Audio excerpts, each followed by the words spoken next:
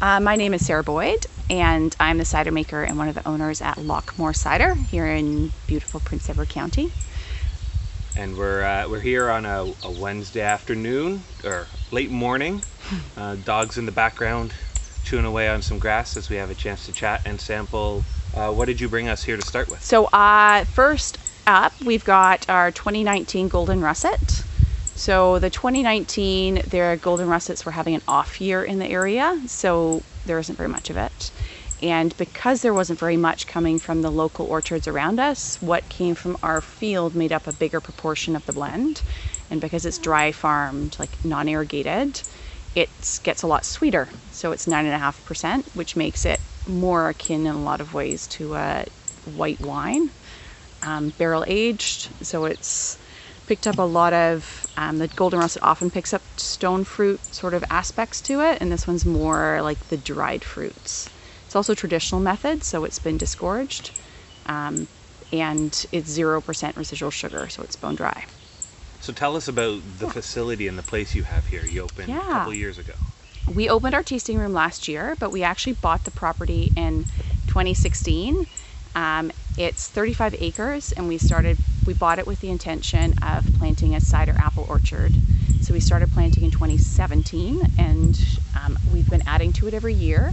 We've got about 26, 27 varieties of cider specific apples, over 10 acres now.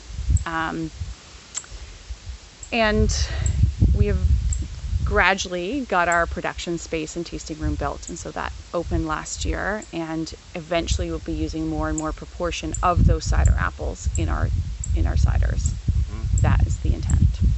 And then the facility as a whole is gorgeous. Thank you. You have an opportunity for people to come by and sample and try. Absolutely, yeah. So this year has been a bit different, but our tasting room is usually open to the public, and it is still open to the public for tastings, but we do it all outside. So we've got in the front, for the benefit of those of us listening, there's about 10 tables in the front, picnic tables, and then there's another 6 or so overlooking our orchard in the back. And the ones in the front have the advantage and benefit of some sugar maples. So nice on a hot day. And then out back oversees all those trees that are planted. Exactly, yeah. Yes. So you started here, as you said, you got the property in 2016. What got you into doing this? Yeah, so it's a roundabout route. Gary and I, my husband, we met in the UK. He's Irish, and I lived there for a long time. And as you know, the UK has a huge tradition of drinking cider. We went a lot to France, also a big cider area. We moved to Texas for his work, and we were surprised that we couldn't find any of the cider we like to drink. There was cider on the shelf, but it was very sugary and not the same. And so we thought, oh, let's just make it ourselves. And then we came to quickly realize you can't buy the cider apples to make the ciders that we like to drink. Then it was like, okay, well, maybe we'll plant a few apples, but we were in South Texas and you can't do that there.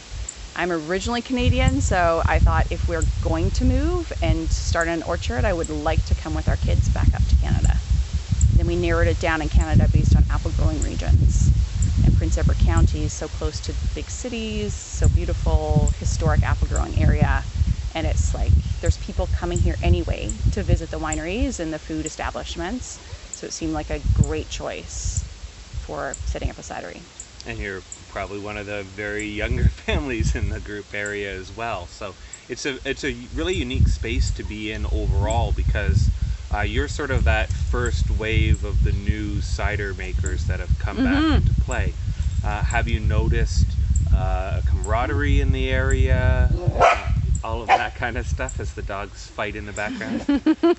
Yeah, for sure. Like the cider makers there, when we arrived here in 2016, there was County Cider, and that was it. Then Apple Fall Cider opened on Campbell's Orchard. Amelia and Matt opened that, and they make great cider too. And then the last 2 years, I would say, there's been several more open, and that's amazing, because the more people try different ciders, the bigger our cider community and the faster it will grow. Yeah. So it's great to see more and more people doing it and doing different styles. Like every different cidery in the area does something a little bit different, and that's a huge strength of this area. And we're starting to see, as you said, more pop up, and they're being added to tours and groups and all For that. sure, yeah. We see lots of wine tours coming through, and as the wine tours come through, we get more and more people who want cider. There's one or two people in the group who don't necessarily want wine, and they want cider. We're in Hillier, which is very much wine country, like the wine area of Prince Edward County. There's a high proportion of wineries right here. So there's a lot of wine tours going by, and because cider is gender non-specific, like it goes 50% women, 50% men, wine tends to skew, especially wine tours tend to skew more female. Often people want to come here if they're with their partner or whomever that doesn't necessarily want to go for wine. So we're in a great place from that point of view, and also the limestone soil that we have, we're hoping will bring the same terroir aspects to our cider apples as the winemakers want for their Pinots and their Chardonnays. Have you found it a challenge in the area that you are to get consistency year from year, or has that been easier than you expected? I think it's hard getting the right apples. We could buy lots of different types of culinary apples, but finding the apples that we want to use and having that flavor, like the Golden Rust this year, we would have loved to make a lot more of it, but we can't. They just isn't any apples this year. Last year, I should say. We're hoping for more this year, but 2020 is turning out to be a very hot summer. So I think our apples, again, are going to be very different this year. It was hot early, then there was a frost, and then it's been really hot and dry since. So it's either all the apples will fall off because there's not enough water, or they're going to be very high alcohol ciders.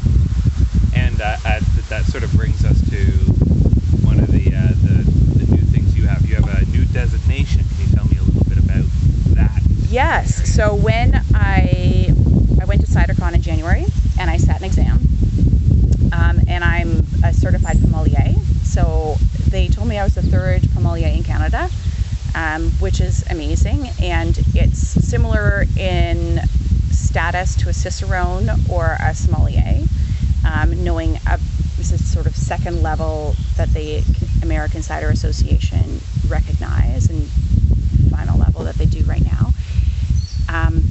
Knowing all about the history of cider, being able to identify the different cider styles, being able to serve it, being able to pair it with food is a big one, and identify faults.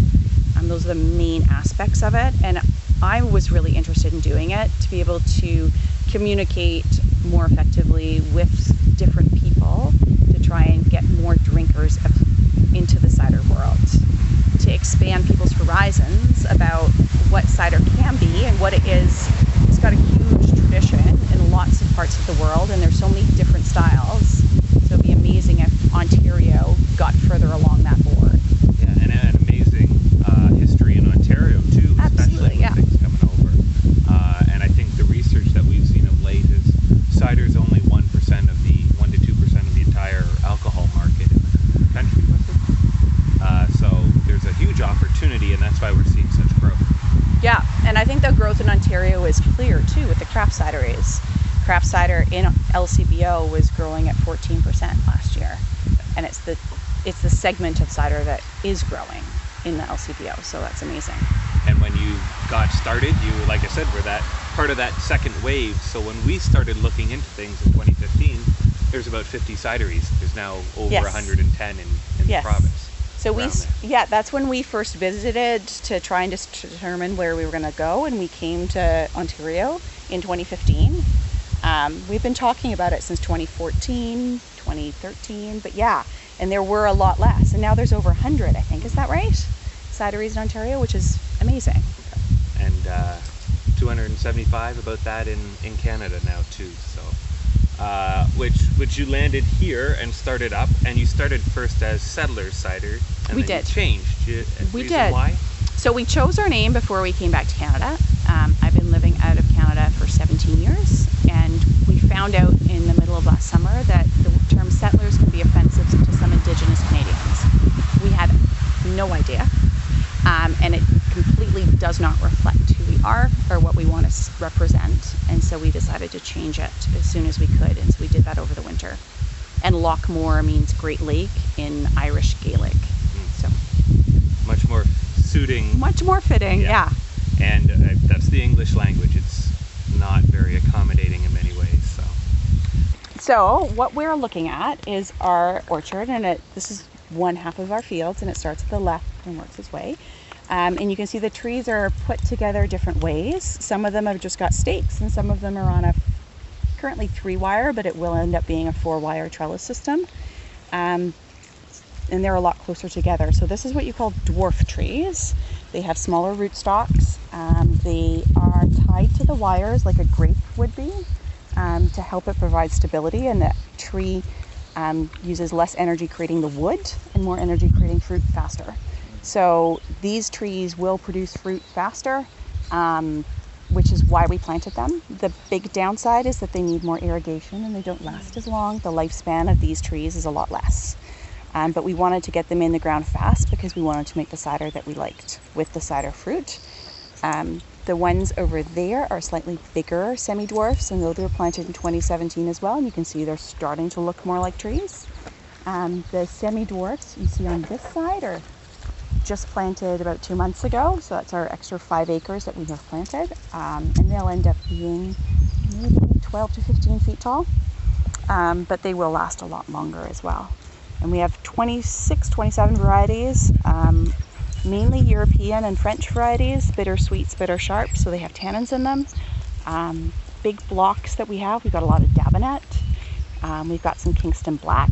A lot of it's an experiment, because nobody knows if these varieties will do well on these rootstocks in the soil, because no one's done it before. So, or they lost all the information when they did it just down the road and never got that figured out. Quite. So that is also legitimate, that the information isn't around. And even our soil is different from Wapoos. So we've got a clay loam, and it's a very rocky, gravelly clay loam, which is a slightly different soil type. So it affects the trees in a slightly different way. We've got lots of Dabinet.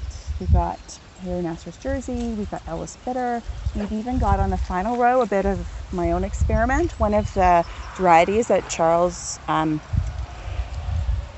Jolicoeur, has found on his orchard, Due de Charlevoix. So it's a Quebec variety of bittersweet, an early bittersweet. So we want to see if they do well. The ones we're looking at right in front of us are Harrison apples. So these ones are a bittersweet, bitter sharp, depending on where they're grown, and they're actually from New Jersey. So this is one of our American varieties of cider apples, and this was known as the champagne of the States when it was originally made, and they paired it with the Campfield apple, which is right there, not doing as well. The Harrisons are super happy in this location, so we're really excited to process these and see if we can get a small batch of a single variety out of them. It's supposed to be very sort of syrupy, very viscous juice, which should lead to a nice cider. So, yeah. And total space? Over 10 acres in total right now. We might end up putting some more in, but for now this should give us enough. It's certainly enough work. Yeah. At some point it becomes from enough to make what you want for enough to actually do it all. Yeah. And it's certainly at reaching that limit. Yeah. The other thing, like our orchard, we try and manage it as minimally as we can using the integrated pest management approaches. So we look at, you see the white things here, they're traps. So we monitor